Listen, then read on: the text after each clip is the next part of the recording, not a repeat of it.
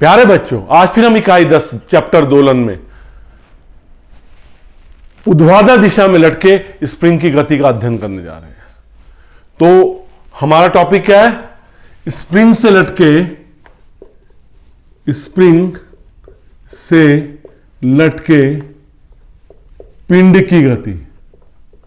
पिंड की गति। पिछले लेक्चर में हमने क्षैतिज दिशा में पिंड की गति बताई थी। अब हमने ऊर्ध्वाधर दिशा में पिंड को लटका रखा है। किससे लटका रखा है? एक स्प्रिंग से।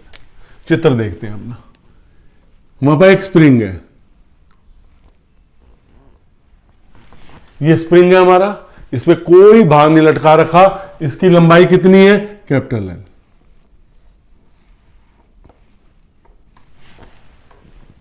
अब हमने ये चित्र ए है, फिगर ए। अब हमने स्प्रिंग से इस पर भार लटकाएंगे। हमने स्प्रिंग से क्या किया? भार लटका दिया, लंबाई बढ़ गई।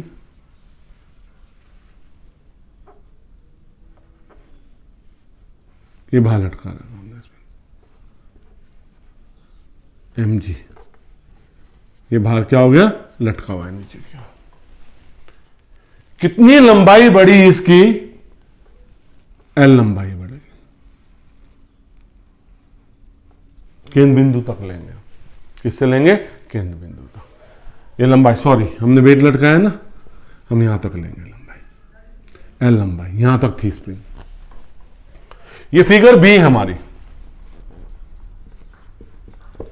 फिगर ए में तो हमने ये दिखाया चित्र ए में कि हमने क्या किया? हमने एक एल लंबाई का कैसा लिया? हल्का स्प्रिंग लिया, जिसका एक सिरा दृढ़ सिरे से बांध दिया, दूसरा सिरा हवा में लटका दिया। अब जब उससे भार लटकाया तो उसकी लंबाई में वृद्धि हुई। लंबाई में जब वृद्धि हुई तो कितना प्रत्यानयन बल लगेगा? हम कौन सी चीज की बात कर रहे हैं यहां पे? फिगर बी में प्रत्यानयन बल। कितना बल लगेगा? F is equal to minus K L. पिंड गति तो नहीं कर रहा है, पिंड गति तो नहीं कर रहा है। इसका मतलब इस पे कार्य करने वाला नेट बल क्या है? शून्य है। इस पे कार्य करने वाला नेट बल क्या है? शून्य है। तो नेट बल क्या हो जाएगा? देखो, F नीचे की ओर भार क्या काम कर रहा है? mg, मतलब कुल बलों का योग, बीजगणितीय योग क्या हो जाएगा? शून्य हो जाएगा, क्योंकि ये पिंड गति नहीं कर रहा है। इससे भार लटकाया, स्प्रिंग खींच गया, वो अपनी जगह ठहर गया। अब ये क्या हो जाएगा? Minus K L plus M G is equal to 0। तो ये क्या आ जाएगा? K L is equal to M G, पहली समीकरण। अब हमने इस स्प्रिंग जो भार लटका था उसको और खींच दिया।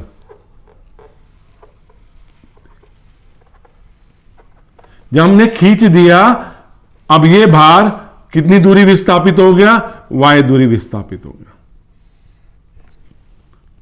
कितनी दूरी विस्थापित हो गया? y दूरी क्या हो गया? विस्थापित हो गया। mg भार कैसे काम कर रहा है? नीचे की ओर काम कर रहा है। अब ये जो स्प्रिंग है, इस माध्य स्थिति O के सापेक्ष ऊपर नीचे गति करेगा।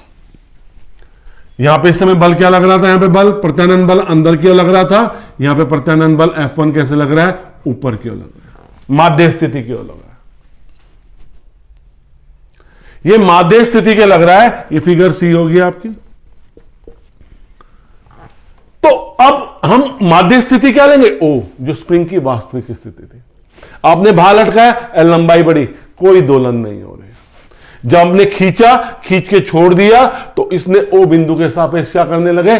दोलन कर लिया। तो दोलन की स्थिति में, फिगर सी, दोलन की स्थिति में जो प्रत्यानयन बल काम करेगा वो कितना होगा? प्रत्यानयन बल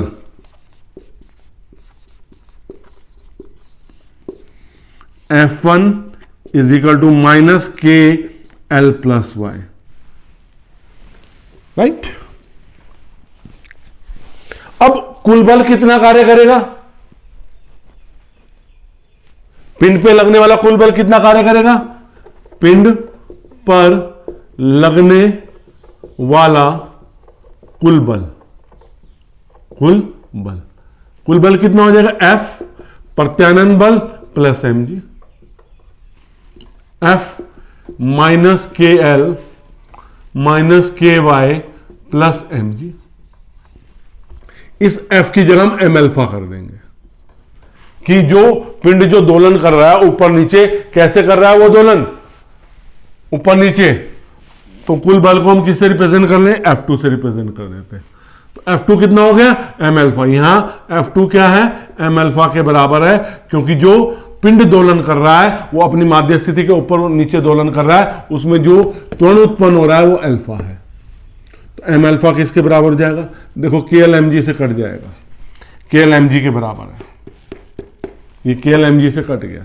तो एम एल्फा क्या आ गया आपके पास? Minus K Y. Alpha is equal to minus K upon M into Y. अनुक्रमानुपात ये आ गया ओमेगा स्क्वायर वाई, जहां ओमेगा स्क्वायर किसके बराबर है बेटा?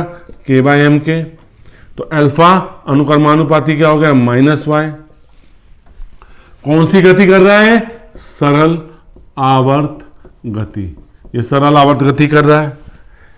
तो इसका आवर्तकाल कितना हो गया? क्योंकि प्रतिबंध है ना, त्वरण विस्थापन के अनुक्रमानुपाती है परंतु विपरीत दिशा में।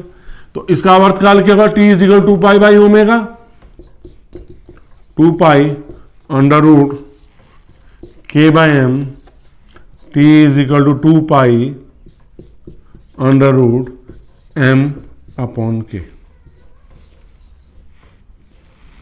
ये इसका आवर्तकाल होगा। अब हम कुछ केसेस लेंगे जैसे हमने प्रीवियस लेक्चर में लिए थे, स्प्रिंग से कनेक्टेड हुए केसेस लिए थे, तो वही हम केसेस लेंगे। बच्चों इसमें जो ऊर्ध्वाधर स्थिति है, इस ऊर्ध्वाधर स्थिति में तीसरे केस में दोलन कर रहा है, फिगर सी में। फिगर बी में दोलन नहीं कर रहा है, हमने बाहर लटकाया, स्प्रिंग खींच गया, लटका रहेगा। अब जब हम केसेस डिस्कस करेंगे, हम कुछ केसेस डिस्कस करने जा रहे हैं आपसे।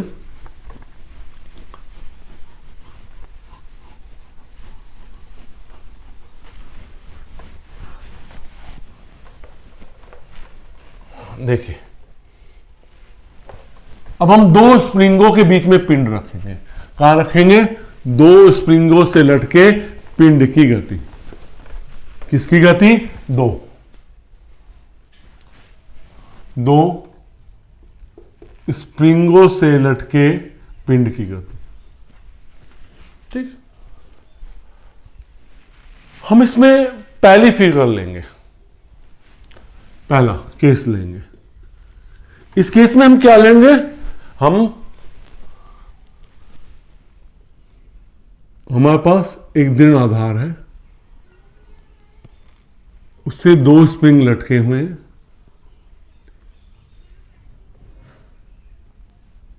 इनके द्रव्यमान क्या है आपके? m है। इसका बल नियतांक k1 है, इसका बल नियतांक कितना? k2 है। हमने लटका रखा। जब हम इसे खींचेंगे,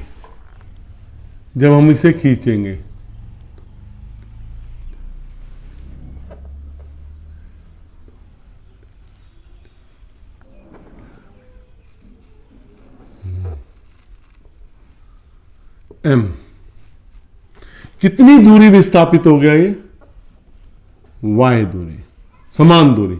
इसका बल नियतांक k1 था, इसका बल नियतांक k2 था, लेकिन एक ही द्रव्यमान, दोनों स्प्रिंगों के दृढ़ आधार, जिससे एक जो सिरा है वो दृढ़ आधार से कनेक्टेड है, दूसरा द्रव्यमान से कनेक्टेड है, तो उसका भार mg कैसे काम करेगा? नीचे की।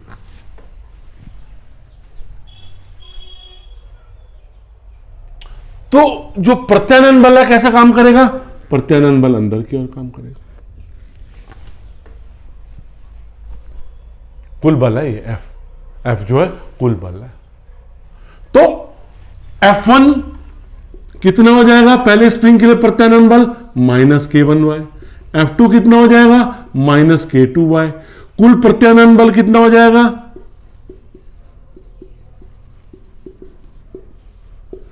F is equal to F1 plus F2। F is equal to -k1y -k2y। अब जो स्प्रिंग है इसके जो द्रव्यमान है वो अपनी माध्य स्थिति O के ऊपर नीचे गति कर रहे हैं। तो अगर इसमें जो त्वरण उत्पन्न हो रहा है, जो दोलन करने लग रहे हैं, त्वरण कितना हो रहा है अल्फा, तो F कितना हो जाएगा m अल्फा। तो समीकरण 1 व 2 से क्या हो जाएगा m alpha is equal to -k1y -k2y। तो alpha is equal to -k1 plus k2 upon m into Y. Next समीकरण में क्या अल्फा कितना हो जाएगा -ω²y, जहां ω² किसके बराबर है k1 plus k2 by m। Alpha अनुक्रमानुपाती -y आ गया। ये किसकी कंडीशन है सरल आवर्त गति की कंडीशन है। तो इसका आवर्तकाल कितना हो जाएगा 2π by omega 2π √ k1 plus k2 upon m। तो t का मान आ जाएगा 2π √ m upon k1 plus k2 k1 plus k2। अब हम दूसरी फिगर लेंगे लेकिन डेरिवेशन हमारा सेम यही रहेगा। हम दूसरा केस लेंगे लेकिन डेरिवेशन डिट्टो सेम रहेगा। तो दो बार थोड़ी करना है, आपकी भी वो थोड़ी हम भी थोड़ी खत्म करनी है। जो सीधा डेरिवेशन यही रहेगा, बस फिगर में चेंज है, फिगर में हम चेंज कर देते हैं। देखो बच्चों, ये एक दृढ़ आधार है, एक दूसरा दृढ़ आधार है। ये एक दृढ़ आधार है, इससे स्प्रिंग लटका हुआ है, इसके बीच में द्रव्यमान है। फिर स्प्रिंग लटका हुआ है, इसके बीच में द्रव्यमान है। ठीक, लटका रखा है। अब अगर मैं इसे खींचूंगा, अगर मैं इसे खींचता हूं 2 3 4, यहां द्रव्यमान आ गया 1 2 3 4, ये द्रव्यमान है। इसका बल नियतांक k1 है, इसका बल नियतांक k2 है, इसका द्रव्यमान m है। तो कितनी दूरी में स्थापित हो गया ये y दूरी। अगर ये खिंचा है, ये संपीड़ित भी हुआ है, ये उतना ही स्प्रिंग दब गया। जितना ये स्प्रिंग खिंचा था उतना ये स्प्रिंग दब गया। सही कहा मैंने, जितना स्प्रिंग ये खिंचा उतना ये दब गया। तो दोनों में समान प्रत्यानयन बल कार्य कर रहा है। F1 is equal to -k1y, F2 is equal to -k2y। तो कुल प्रत्यानयन बल कितना लग रहा है F1 plus F2 -k1y -k2y। अब ये स्प्रिंग को जब मैं खींच के छोड़ूंगा तो स्प्रिंग ऊपर नीचे इस तरह से गति करेगा। ऊपर वाला संपीड़ित होगा तो नीचे वाला खींच जाएगा, नीचे वाला संपीड़ित होगा ऊपर वाला खींच जाएगा, समान दूरी खींचेंगे। तो अब क्या हो जाएगा, अगर इसमें त्वरण अल्फा उत्पन्न होने लग रहा है तो m is equal to F is equal to m alpha. समीकरण 1 व 2 से देखो, m alpha is equal to -k1y -k2y। तो alpha is equal to -k1 plus k2 upon m into Y. Alpha is equal to -ω²y, जहां ω² की value है k1 plus k2 upon m। Alpha किसके अनुक्रमानुपाती है, किसके विस्थापन के अनुक्रमानुपाती है, परंतु विपरीत दिशा में। तो ये तो सरल आवर्त गति का प्रतिबंध है। तो आवर्तकाल क्या जगह t is equal to 2π by omega, 2π √ omega की वैल्यू रखी m upon k1 plus k2। ये कौन सी कंडीशन थी हमारी, दूसरी कंडीशन थी। अब तीसरी कंडीशन वो थोड़ी सी डिफरेंट है। तीसरी कंडीशन जो है वो थोड़ी सी क्या है, डिफरेंट है।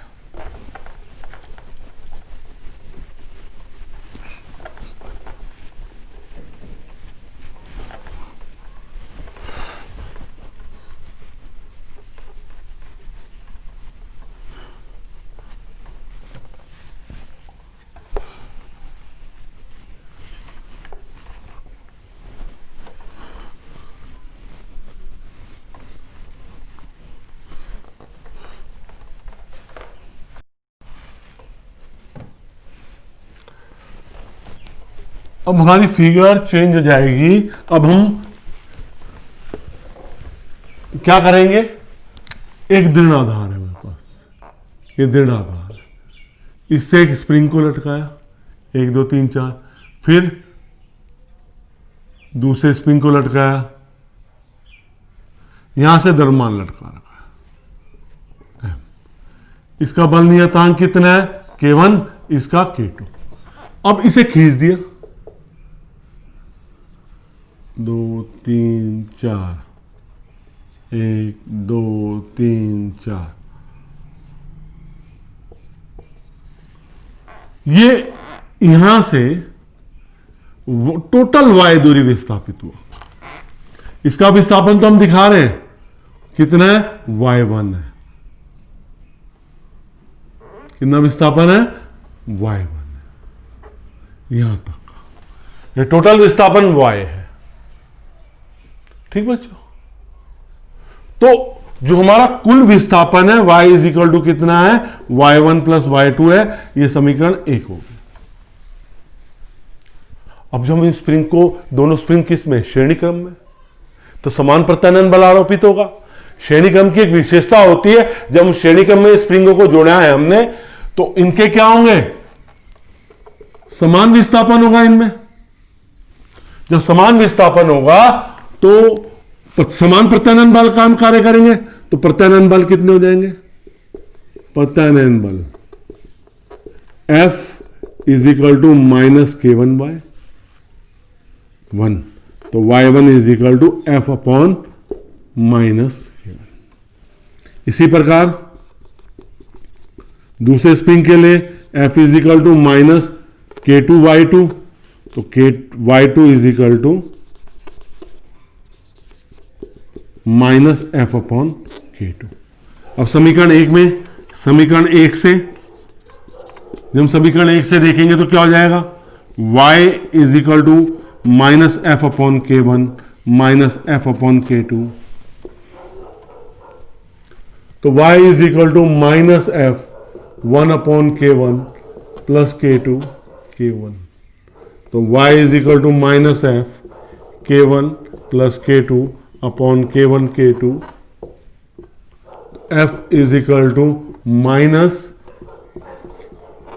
Upon K1 plus K2 into y। अब ये स्प्रिंग अपनी माध्य स्थिति के, इस स्थिति, ये माध्य स्थिति है इसकी, इसके ऊपर नीचे दोलन करने लगेगा। ऊपर नीचे क्या करने लगेगा, दोलन करने लगेगा। जब ये दोलन करेगा तो दोलन करते समय त्वरण कितना होगा, दोलन करते समय त्वरण अल्फा कितना हो जाएगा, F/m। F कितना है हमारे पास, minus K1 K2 upon K1 plus K2 into y upon m। तो अल्फा किसके बराबर हो जाएगा, माइनस ओमेगा स्क्वायर y के। तो अल्फा अनुक्रमानुपाती क्या आ गया, माइनस y। ये किसकी कंडीशन है, ये सरल आवर्त गति का प्रतिबंध है। सरल आवर्त गति का क्या है, प्रतिबंध है। तो आवर्त काल क्या हो जाएगा, t is equal 2 pi by omega, 2 pi omega का मान कितना होगा,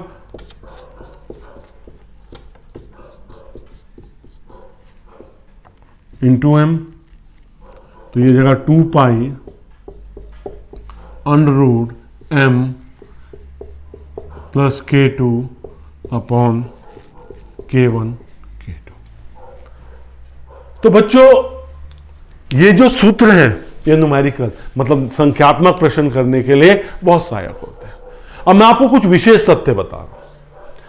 अगर मैं किसी स्प्रिंग की लंबाई को n गुना कर दूं, मैं स्प्रिंग की खींच के लंबाई कितनी कर दूं, n गुना कर दूं, तो उसका बल नियतांक कितना रह जाएगा, 1/n। उसका बल नियतांक रह जाएगा 1/n, और आवर्तकाल कितना हो जाएगा, √n गुना।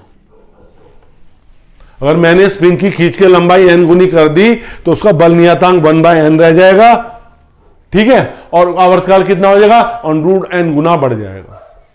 यदि मैं स्प्रिंग के n टुकड़े कर दूं छोटे छोटे, तो बल, प्रत्येक का बल नियतांक कितना हो जाएगा, n गुना हो जाएगा, और आवर्तकाल कितना रह जाएगा 1/√n गुना। आवर्तकाल कितना हो जाएगा 1/√n गुना रह जाएगा। तो इंपॉर्टेंट है जो मैंने आपको विशेष तथ्य बताया।